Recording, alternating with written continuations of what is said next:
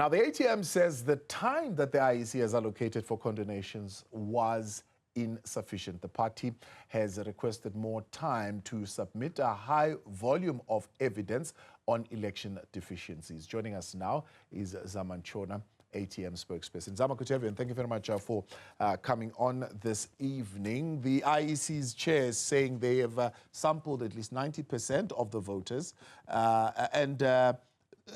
the 90% sampled voters during the elections were generally satisfied with the voting procedure. The voters also expressed unequivocal confidence in the Electoral Commission. What do you say to that? Thank you so much. Well, for us as the African Transformation Movement, when looking at the challenges that are faced or we have faced during these elections, we think that one vote is one vote too many.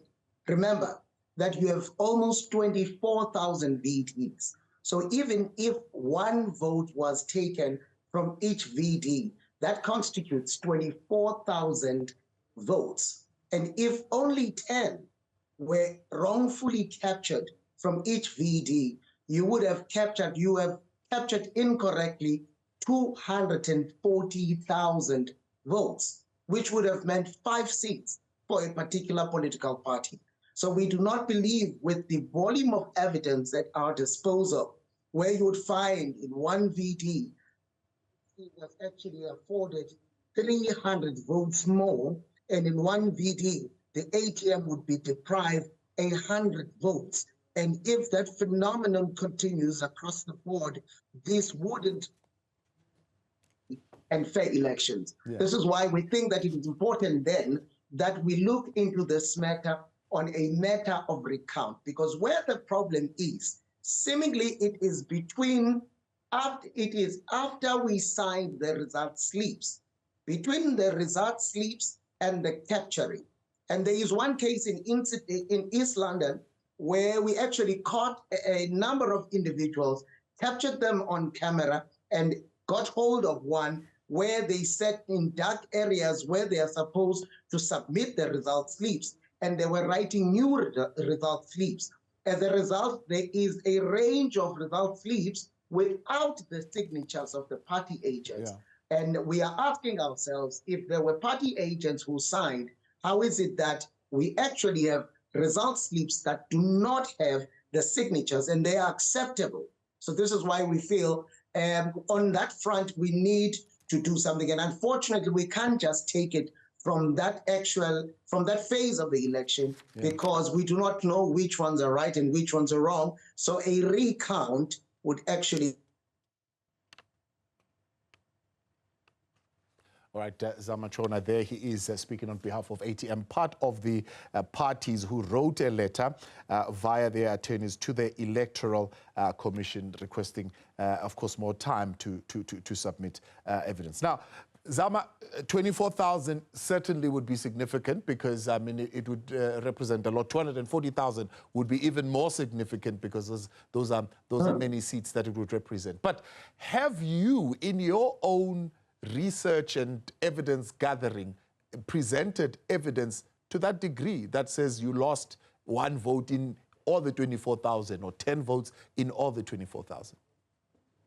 Oh, yes, most definitely. We have given to the Commission enough evidence to show to that, but we are not the only ones. No, I'm not asking if you've given enough evidence. I'm asking you as ATM, did you give evidence that ATM would have lost 24,000 or 240 votes? Do you have hard evidence that represents that? At this stage, at this stage, it was because you remember the issue. This is why we're saying the time is not enough for us to conduct a thorough investigation throughout, but we sampled. In the sample that we have, it gives us prima facie evidence to suggest that there's need for us to actually do a thorough investigation into the 24,000 VDs, because what we have right now suggests that there might have been intentional incorrect capturing of numbers, and we need to investigate that. And when you take that and put it together with the others, which amount to over 500 entries which have been put as queries, then you know that this is significant. So the IEC has declared the elections free and fair. Point 4.2 of your letter, written by Borokovic's attorneys, it says, defer the declaration announcement pending the conclusion of the matter and the outcome of all submissions lodged. They have not deferred the declaration. I suppose the IEC saying, even with your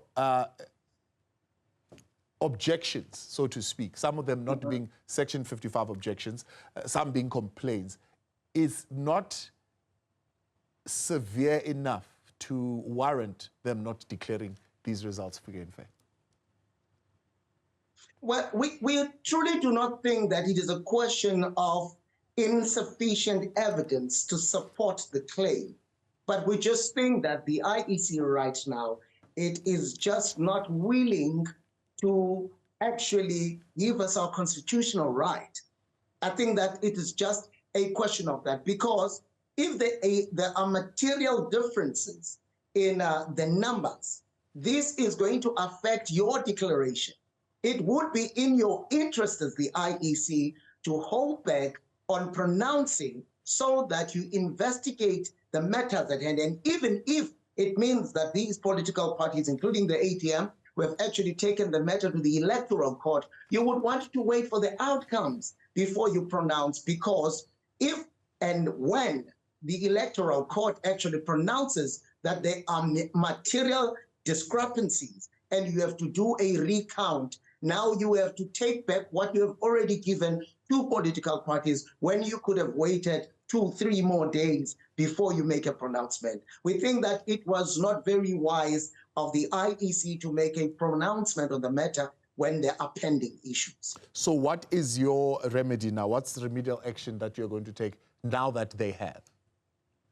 With the provisions that are given to us by the Constitution of this country and the Electoral Act, the next best thing to do is to go to the Electoral Court if they are not willing now to actually give us what is due to us, which are the rights that are enshrined in the laws of this country. Yeah. And as far as you know, have they responded to your legal letter? To my knowledge, there has been only acceptance of the letter, or acknowledgement rather, but we have not received a full report or a response in terms of what we have submitted. And also you would remember that we are not just submitting this now. Throughout the process, as enshrined in the various laws, we have actually been lodging complaints, as it is actually the common practice during elections. So we would have hoped that the culmination or what has been happening till now would have actually said to them, in fact, they didn't even have to wait for the lawyers to interdict or actually ask them to move the date, but they should have known that with pending issues, this issue should have been, the issue of the pronouncement should have actually been deferred for a later date. Talking nationally now, looking at the numbers, ATM, 2 seats is what you're getting in the National Assembly, if I'm correct. What was your expectation? Well, as the African Transformation Movement, first, let me say that we are thankful to the people who still believe in the transformative agenda of the ATM, who continue to say, under the rulership and the leadership of President Vuyo Zungula, we shall see a South Africa that is inclusive, where the majority of the participants or the majority of the people of this country who find themselves languishing in the outskirts of participation will be included via the message and advocacy of the ATM. But number two, we have to say that we need to see we need to see or have resolved the issues that we have raised for us to clearly give an indication on that matter. Because prematurely to say so, and we find out, as we have seen in the discrepancies that we have seen, what actually transpired, which can have a material difference on the number of seats that we have been awarded. Yeah. Where for us, we believe that for now, to actually answer that question would be a premature undertaking. Let's embark on the recount so that the recount can show the extent of the damage and the dent that has actually occurred because of the misrepresentation or the way the IEC has actually conducted itself during this time. So when we have actually concluded that, then we can actually say that the votes were actually low or the votes were high. But to say that right now would be a premature undertaking. Yeah. So you're saying you didn't have any particular projection for you, where you're sitting, you're just looking at two votes and you're saying the presented discrepancies are material enough that they could have altered that number, even though you do not know by how much? Yes. No, this is what I'm saying. Maybe let me put it this way. I'm saying it is not because, judging from the work that we have done, we obviously 2 seats is not enough. But the reason I do not want to actually expand on that right now is because of the material differences that are there and the irregularities that are there. So for us at the African Transformation, most definitely, we had hoped for more seats. But for us to actually give the number right now, we could have gotten our targets, and for all we know. But the system did not allow for us to actually realize that. So for us right now, I think it is only best for us to allow the process to unfold so that we know exactly what the mandate is from the people of this country. Yeah. But we are thankful for what has actually reflected so far, because it shows that the people of this country are also behind the African Transformation Movement, and they are ready to be led by President Newzroom. Have you given thought to who you will be lending your 2 seats to? I mean, we go through the process. The Electoral Court maybe finds in your favor, you get the recount. We go through the process. Maybe the Electoral Court doesn't find in your favor. We don't go through the recount. You remain with 2 seats. Have you given thought as to how you're going to be maneuvering with those 2 seats and which party you're likely going to form coalitions with? All right. As you would remember, the African Transformation Movement had already handed in the list to the IEC, and President Newzroom is leading the pack, and number 2 is Honorable Mahau, who is also with President Zungula in Parliament. Well, we have not had any discussion which suggests that there would be a change to that list, which was actually submitted to the IEC. So as things stand, that list stands. Yeah, but which party? And then when it comes to issues of coalition, yes. When it comes to issues of coalition, the African Transformation Movement is open to discussions. As we said, we were not going to enter any talks before the votes are actually declared. Now that we are in this particular position, we are open to talk, but in talking, the prioritization of the people of this country shall be one of the fundamental and basic pillars that we shall actually look into, right, as we are entering these negotiations. Issues around the prioritization of South Africans in the microeconomic sector, the issues of looking at the development of rural areas.